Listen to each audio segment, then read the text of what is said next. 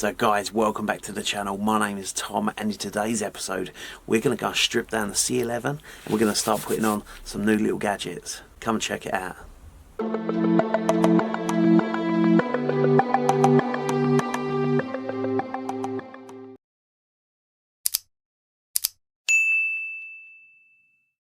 Alright, so let's start stripping this thing down.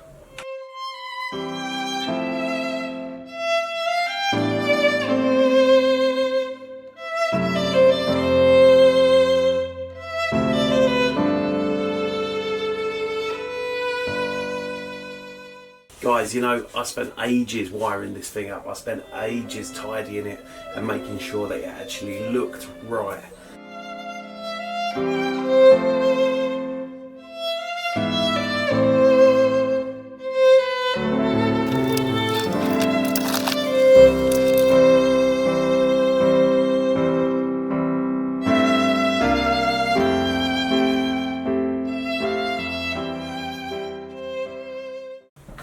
Alright, that's done. Let's go and unbox the new toys. And I brought myself a mask. We'll be testing this out. We've got a clear night tomorrow night. I think they're just 3D printed. I don't care how they're made. As long as it works, that's all that matters. I've still got one for the C8, but I never used it because I broke it. Actually, on this side, it's quite nice. Look, not sure if you can see. Comes with a little instruction. Which says, you know, what your spikes are meant to look like, and then we're going to just stick this aside. I'll tell you how much I paid for that. £60.83. That's without that. My doctor said that I've been overthinking, told me. The main purchase, yeah, this is a power supply. You want to know how much this power supply cost me? I mean, I nearly fell off my chair when they sent me this one. That was £176. £176 for a power supply. I don't speak Italian, for starters. That's your first clue. Problem collab. So I got the Eagle 5S. Apparently, this thing is going to be a game changer when it comes to running the telescope. It runs all the programs, everything that you want. So if you want to run Nina through it, if you want to run CPWI, PhD2, ASI, Air, you can run anything you want through this thing. A lot of people use these that are in observatories so that they can actually remotely access. How much did this cost us? £1,399. My total, so for the power supply, the computer itself, the 3 cables that I got, it all came to a grand total £1,765.70. Before you even ask, yes, I have told my wife. She was not impressed. Does look very nice. Yeah, so it's an Intel Core i3. Mate, this thing is nuts, isn't it? The Italians do everything a bit different, don't they? We've got our GPS antenna, and then we've got our 2 antenna. Let's take it out of the cellophane. Pramelucalab. I don't know. I know I'm wrong, probably. Right, I'm going to have to go off and get an Allen key. I'll be back, and then we'll get the bracket all on. I've now connected the bottom Pramelucalab. Right, now see, this is what I'm talking about. It's a lovely piece of kit, but then the text's upside down. Come on. That would have been nice if you'd have done it the other way round. Alright, so look, now we've got both of our Wi-Fi antennas on, and we've got our GPS antenna. Let me power this thing up, and then I'll get back to you. Back in the room. Here we go. So I've got the USB powered into it now. I've got the power cable all plugged in. Everything's ready to rock and roll. I've pressed the on button. Everything's lit up. It's made a nice little bleep. You can see it all lit up right now. Alright guys, so back in the telescope room, and as you see, we've stripped everything down off of this now, and what we're going to start doing is, let's get the PC onto it. Oh yeah, I forgot, we've got the StarSense auto guider that we're going to stick on, so we'll stick that on as well. We'll stick the Do controller back on, and we've got to put all the cables and everything onto it. So let's get into that. On the right hand side, that's also where I've got my StarSense auto guider. Got to be careful I don't end up hitting the StarSense with it. So maybe just go to there to start with. Fly me to the moon and let me play among the stars. Let me see what spring is like on Jupiter and Mars. In other words, hold my hand. In other words,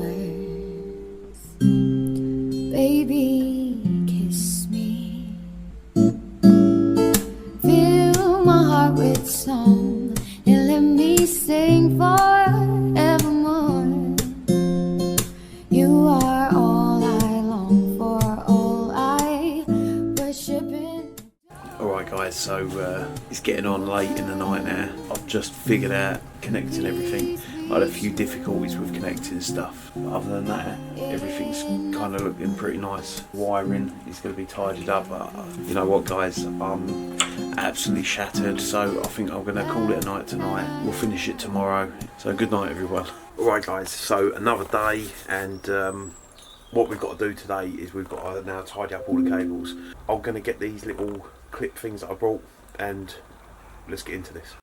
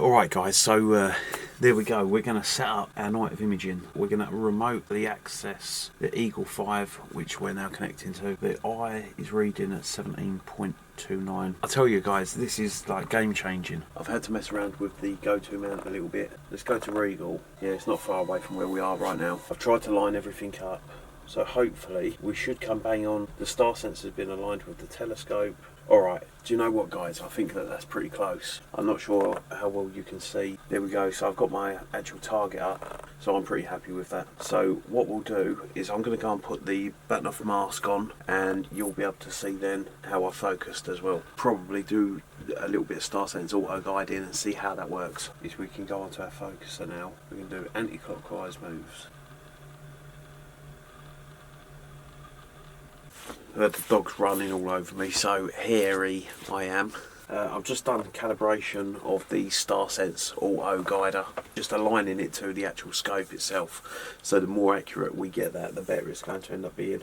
And it's all going really well, nice and accurate. And here we go.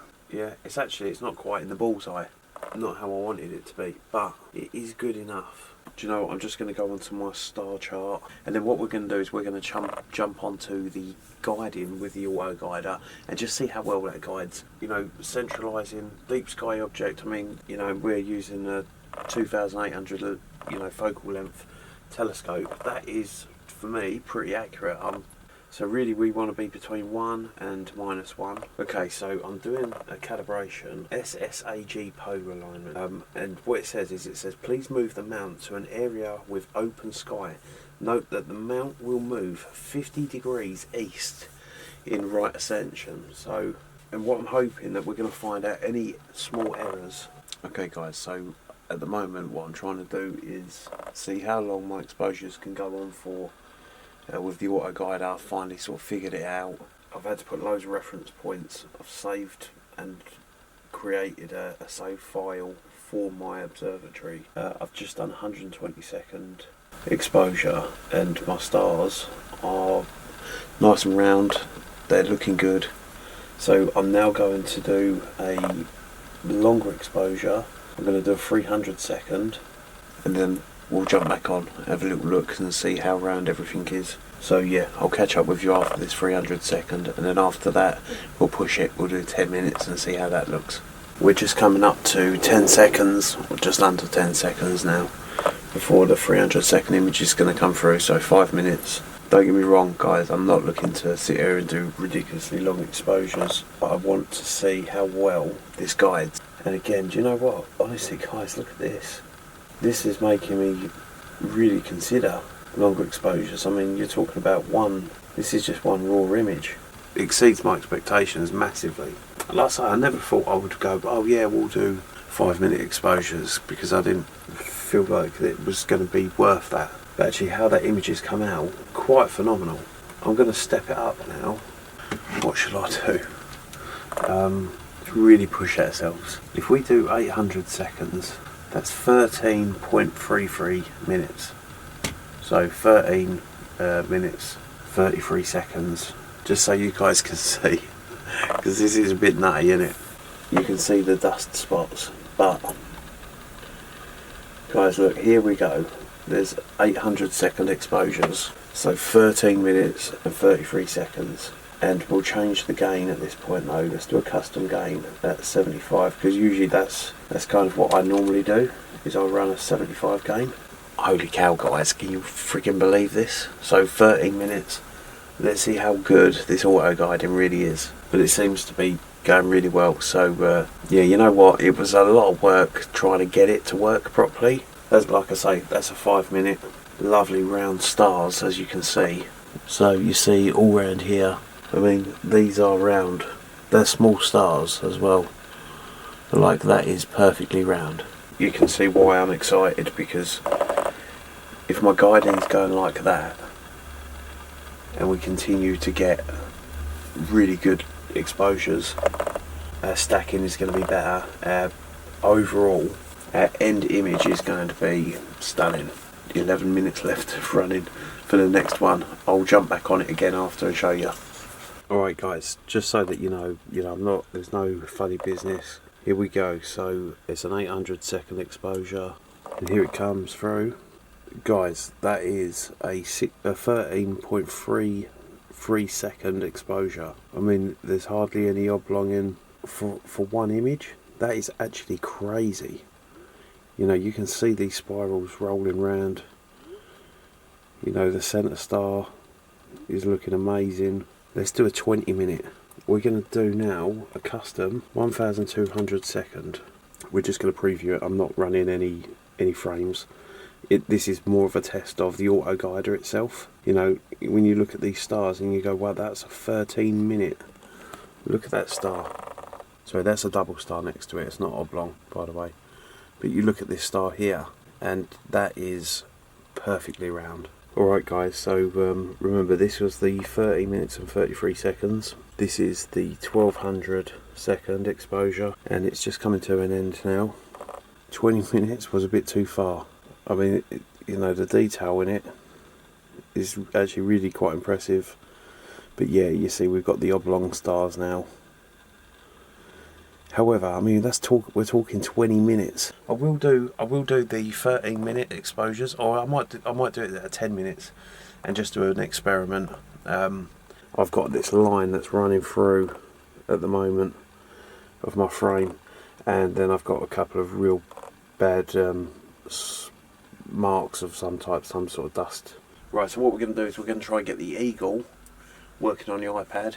Then it means, you know, those Friday nights where my missus is sitting in the front room by herself, I get to go spend a bit of time with her. Right guys, so I'm still struggling to get the Eagle to connect to the iPad, but I've sort of put that aside for the time being because it's late.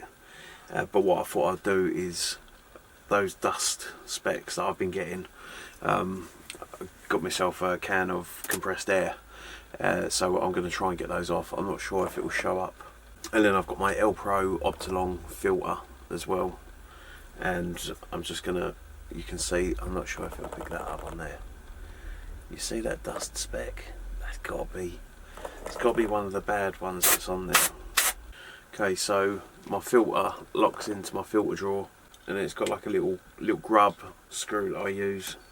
So I mean, that is perfectly clean. I'm going to go get this on the telescope now, just because, like I say, it's perfectly clean. Alright, so that should make a big difference now. I'm going to remote access the desktop again as well, and then we're just going to run a 10-second single exposure. Just want to make sure that that line that we was getting, it may well be that I'm just looking at a shadow, but you know what it's like. You try and make sure these things are crisp. Can you believe that, guys? That was actually a shadow. You know, that line I was saying going past. That's the shadow of the shelf. I told you I was tired, didn't I? There you go. So your mind plays tricks, and you sit there and you're going, oh, I don't know what that is, and you remember the two big specs that I had on this side. They're now gone, so that's great news. I'm going to try and connect again on the iPad. Alright guys, so great news. We have just gone and remotely accessed the Eagle 5 on the iPad. Okay, so what I'll do is just show you quickly how it works really. So I can go click onto ASI, I can connect my camera. We're just doing a preview, and there we go. So it's just done a 10-second exposure, and then I can zoom in as well. So I can zoom into the actual image. I can see how round the stars are and stuff. Yeah, super awesome. That actually access all of that from my iPad. To summarise, putting the Eagle 5S onto the telescope, that was actually really quite simple. Sticking the right bolts in, not too much of a problem. You do have to be a bit careful because they come with different length bolts for obviously different fittings that you have. You know, if you've got the rings, or whether you've got, you know, different ways to put the Eagle onto your mount or onto your telescope. So you do have to be careful in what ones you choose. You don't want to choose ones that are too long, go all the way through. But all in all, it was actually quite easy to put together. Sort of making the decision on whether I wanted the power cords at the top or at the bottom of the telescope. That was really nice to be able to choose, you know, to change the eye round from one end to the other. So that was a really great feature. There was a couple of frustrations, and you know, trying to connect the Eagle 5 to the remote access, there was a little bit of a problem with that, but once it read itself, it seemed to work fine. There was a couple of things it told you to put in the IP address, and actually I didn't need to put the IP address in. What I needed to do was actually put the name of the Eagle into it, and then the password they gave me, which I changed, and everything seemed to work out really well. The Eagle 5 to the iPad, I've eventually got it working. I've tested it all around the house, and it works an absolute treat. So, you know, guys, would I recommend the Eagle 5S? Absolutely. Works with all sorts of systems. So yeah, all in all, guys, go for it. I mean, Eagle 5, you're a winner to me.